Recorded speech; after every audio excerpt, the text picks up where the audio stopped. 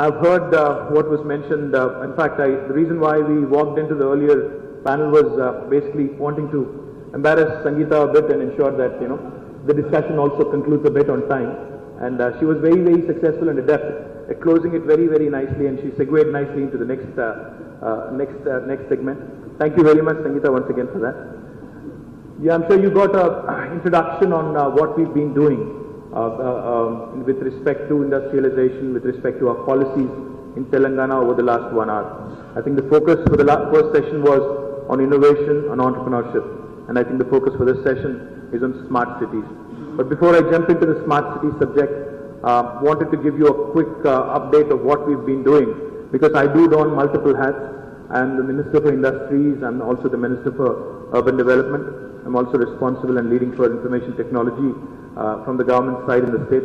So therefore I thought I'll share with you a perspective on what we've been doing with respect as a new state about industrialization and how business friendly we've been over the last couple of years. As most of you gentlemen and ladies would know, Telangana is the youngest state in India today and the newest state, the 29th state of India. When Telangana was created about 2 years ago, on the 2nd of June 2014, there were a lot of apprehensions about the creation of a new state, about the division of the existing state, about the viability of the new state, business continuity, the policies, the future of Hyderabad as a city, etc., etc. When we started off, as most of you in the room who are from this part of the country would appreciate, we started off as a power deficit state. In fact, the sorry state of affairs of industries in the city of Hyderabad, in and around the city of Hyderabad, at that point of time was such that we've had industrialists, in fact, of the MSME sector doing a hartal, a dharna, at the Dharna Chowk here. That was how bad things were with respect to power. But when we started off on day one, our Honorable Chief Minister is a man who comes from the grassroots. He's basically said, let's start focusing on the basics. Let's start making sure we get our basics right. One of the first things we focused on when we started off is the power situation. We assumed, in fact, with the kind of systemic challenges that we had, that it would require at least a year's time to overcome the challenges we've had. But fortunately for us, with the grit, with the determination, with the resoluteness of our Chief Minister, we were able to overcome the problem within the first 6 months of the state being instituted. In fact, today, I'm happy to share with you, we almost purchase power to the tune of 1200 to 1400 megawatts on a daily basis to ensure the businesses are not affected, especially the industries and especially the MSME sector is not affected. Simultaneously, we are also ramping up our power infrastructure. We are creating more, we are generating more power today. We have raised our internal efficiencies. In fact, plants which were operating at about 60% PLF today operate at about 90% PLF in the state of Telangana. After we assumed office, our Chief Minister, in fact, has set up a dashboard directly at his office and at his home as well. And he monitors the power situation, the power consumption every day on a daily basis, morning and evening, once a day, every day, morning and evening. That's the kind of attention to detail which has really helped us now overcome the problem. Today we are self-sufficient, but in days to come, in a matter of 1.5 to 2 years, we will be a power surplus state with a ramped up capacity of almost 24,000 megawatts of power installed capacity in the state of Telangana. And this includes, as per the national mandate by the National Solar Commission, this also includes 10% of it coming from renewable energy and mostly from solar and partly also from the wind-solar hybrid. So all in all, we are headed in the right direction with respect to power. When we wanted to formulate the new industrial policy, as a new state, you have the luxury of actually starting off with a clean slate. You're not burdened by legacy. Therefore, when our Chief Minister started off thinking about the new policy with respect to industrialization and how business friendly can we make this state, he said, let's emulate the best. Our Chief Minister is a firm believer in the theory that no one individual in the government or elsewhere is the repository of wisdom. He says, there are domain experts, learn from them. There are people who know it better than you. Seek their advice, seek their guidance, and make it the best policy you can. So therefore, he actually went out on a mission. He went directly to Singapore, which is considered one of the best industrial policies in the world in terms of ease of doing business. He went to Singapore himself. He studied the policy there. He also visited Malaysia and how the Southeast Asian country has changed or evolved over the last 10 to 15 years in terms of adaptability. And then he came back and he came out with a wonderful industrial policy.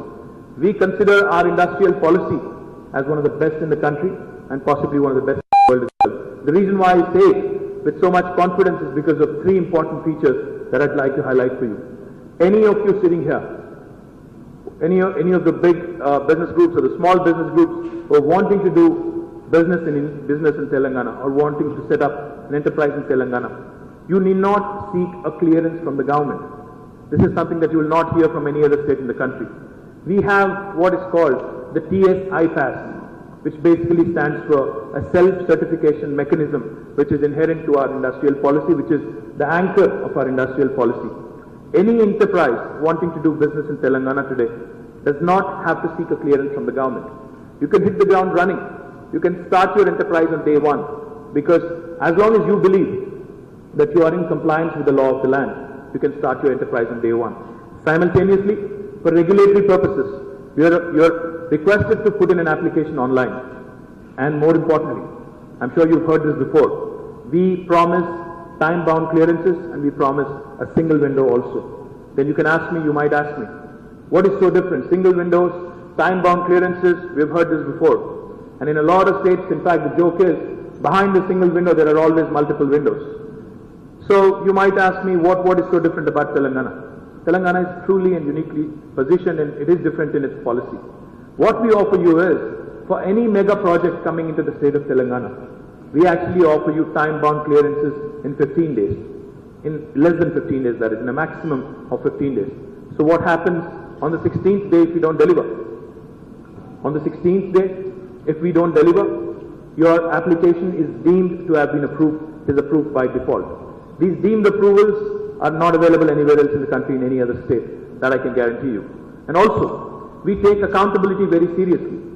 On the 16th day, as a state, we are liable for penal action because we haven't delivered on our promise. You can sue us. By statute, we give you that ability, we give you that power. And also, on the 16th day, you've just heard some of our bureaucrats here, our Jayesh Ranjan, and we also have our director, or we have our CEO, T-Hub, we have several other gentlemen representing the government, NVS Reddy and others.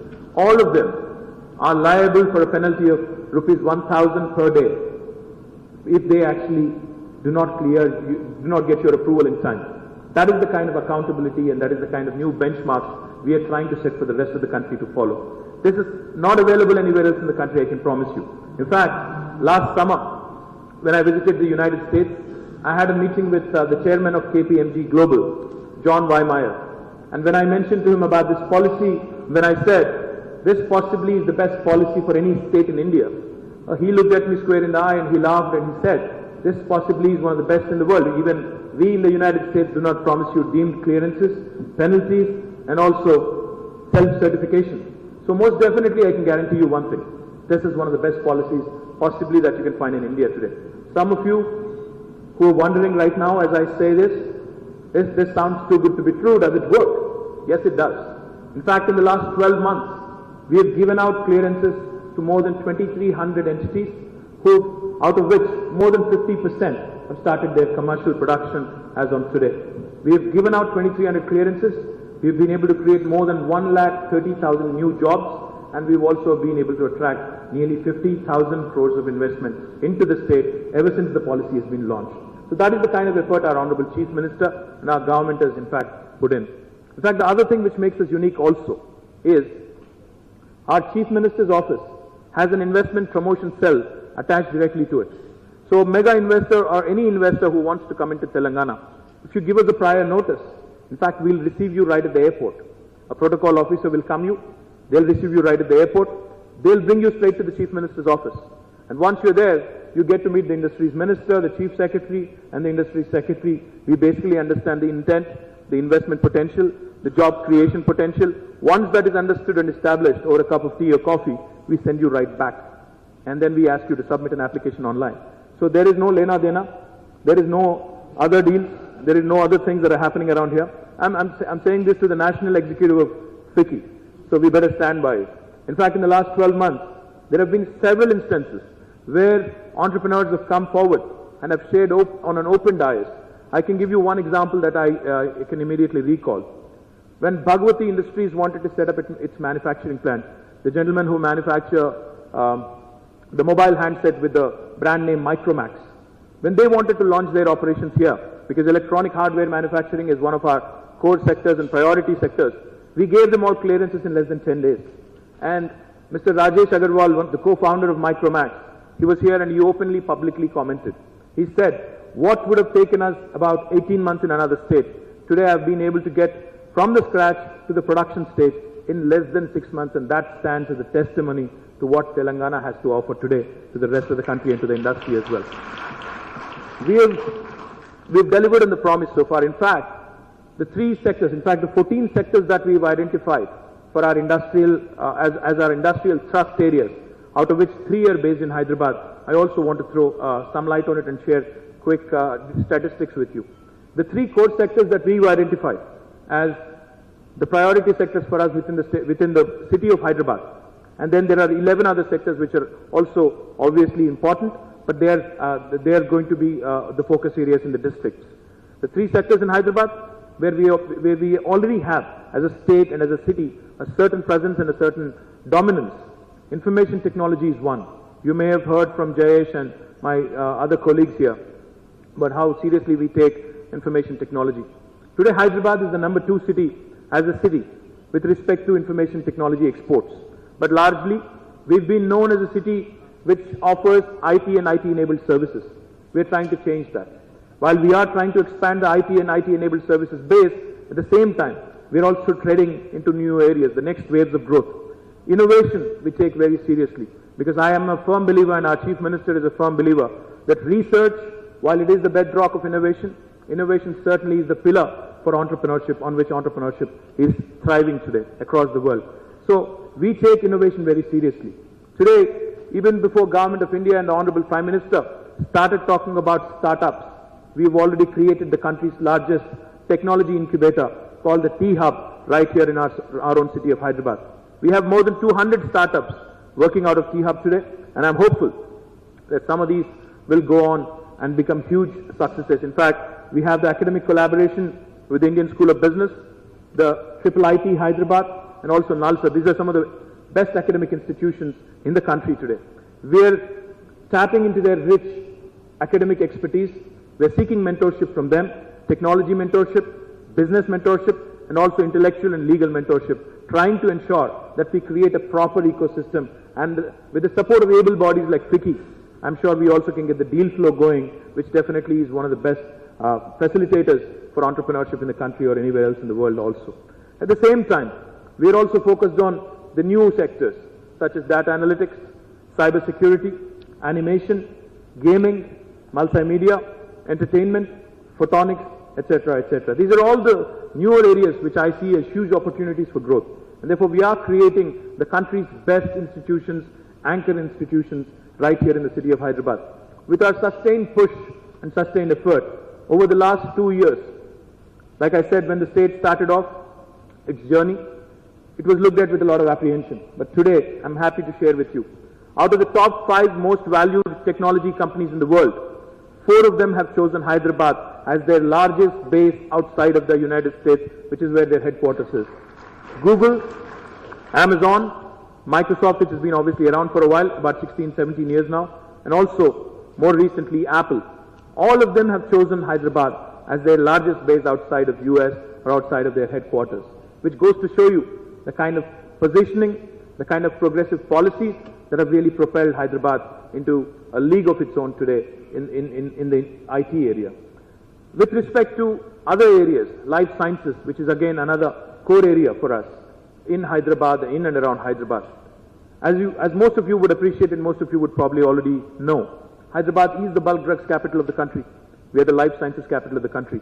In terms of vaccine manufacturing, some of you may be aware of this.